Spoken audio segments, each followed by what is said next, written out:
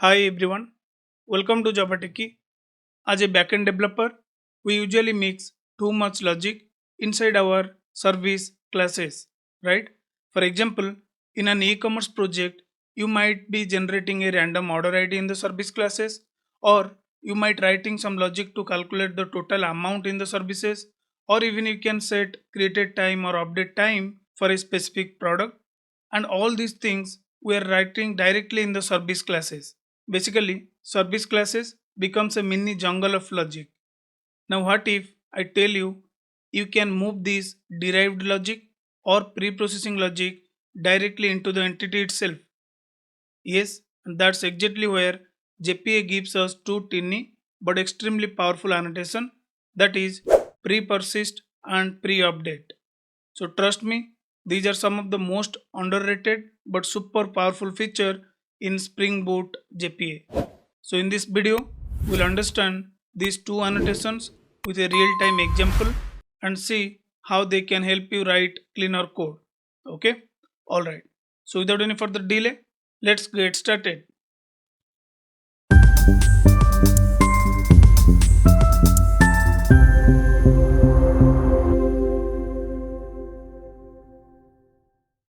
So I have created this simple example to demonstrate the use of pre-persist and pre-update annotation.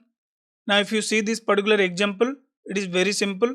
I have one entity class called order and it has couple of field ID, name, number, quantity, amount, status and total amount. Okay. Now if you see the order service, in order service, while create the order, I take the order object and I simply persist it to the DB.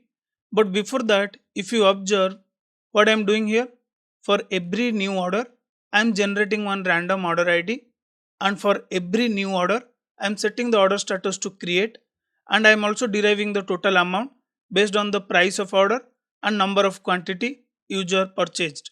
So all these things I am directly writing in the service class. Okay.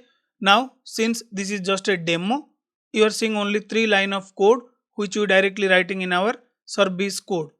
So this is the simple example guys. For demo this is fine, but in real time you might find complex scenario where we might be doing more logic for pre-populating and derived logic directly in the service code. Now I'm not saying this code will not work or this is a bad practice. This is good thing. Usually people write the complex thing in service only. But if someone is giving an option to move these things directly to the entity level, why will complex our service code? Why can't we make it clean? Now let me do one thing. Let me run this particular example. First we'll validate whether it is working or not. If it is working, then how we can move them to the entity level using pre-persist and pre-update annotation. Okay. Now let me start the application. So table created. Now if I'll go to the DB and if I'll refresh this, I can see the table called orders. Select, there is no record as such.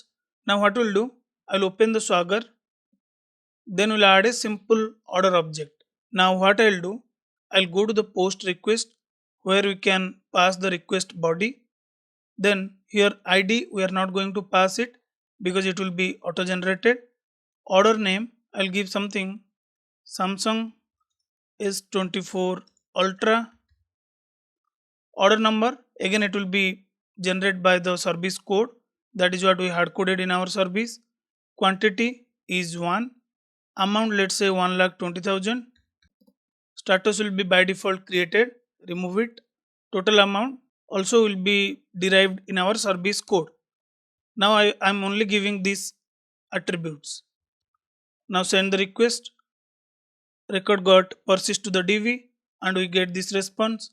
Now if we'll validate in the DB, we can see the first record, right? Now what I'll do, I also want to validate if I will update the order, whether it is updating the total amount or not. Basically I will just increase the quantity to check this particular logic is working or not. So go to the Swagger, I will copy this whole response. Then I have put method here. Go to the put method. try it out, pass everything. Amount will be this, id equal to this. I'll only change the quantity here. I'll change it to 2. Okay, total amount, I want it to be derived from our code. All good. Now let me send the request. We got the response and the total amount is also getting updated. Okay, so this code is working because this is the basic way of writing our service class. Now our main goal, how can I move these things, whatever the pre-processing or derived logic I want, before I save to the DB or before I update to the DB, directly those things into the entity label. That is what our main goal to understand. So whatever we have discussed so far, that is the basic things. If you want, you can feel free to skip it. Now try to understand how we can use the pre-persistent pre-update annotation. Go to the entity. Now here what I'll do, I'll write a method public. Now what you want to pre-persist? I want this logic, order dot set order number and the whole logic. Okay, so what I'll do, I'll copy this and I'll go to the entity, I'll paste it. So you need to define this dot order number and you need to set the value order number equal to this. By default order status you can set it to this dot. Fine. Now total amount. So for this what I'll do, I'll write another method, something like calculate total amount, and I will just set here this dot total amount, call this particular method. So you can write this logic directly inside the this pre-persist method, but again we are going to write the method for pre-update. So in that case also we need to evaluate this total count. So for that, better let's define a private method so that we can reuse in both the place. Now since you have defined the pre-persist methods, you can give any name. So you no need to specify pre-persist only, but to make sure this particular method should execute before persist to the DB, you need to annotate here at the rate pre-persist. Okay. Now before your request or before your object persist to the DB, this value will be automatically set by default and it will be part of your JPA lifecycle now. Similar way, let me write another method public, and here you can define this dot total amount, call the calculate amount method. That is the reason I have defined this as a separate private method. Okay, so now you need to define the annotation at the rate pre-update so that before update anything to the DB, it will execute this particular method. Okay, so what I'll do for your understanding, I'll just add a sysout statement, pre-persist method called. That's it. I don't want to define this. Similarly, I'll just write here sysout pre-update method called. Okay, so the main goal of using these two annotation pre-persist and pre-update, before save to the DB or before update to the DB, if you want to execute any pre-processing logic or any pre-initialization logic, then instead of writing them in the service class, you can directly define them in the entity label. That is what the whole goal of using these two annotation. Now let me go to the service. I will remove these things. I don't want to define this. I want this to be handled by pre-persist annotation. Similar way, I don't want to define this as well here. Okay, now let's validate how things is working now. Let me restart the application. So it started. Now go to the Swagger. I'll go to the post request again. So I'll change something. Let's say laptop quantity initially 2 and around 2 lakh. Okay, now execute the request. See, we got the response. 2 laptop, amount is 2 lakh. So total amount already derived. And this code now is not part of our service, rather it is part of pre-persist. Even the status set to the created also be part of PrePersist, and generating the order number is also part of PrePersist. To validate that, you can go here, check this PrePersist method called.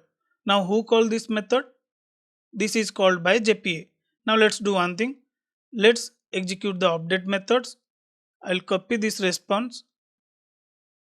Now go to the put method. Now here paste it.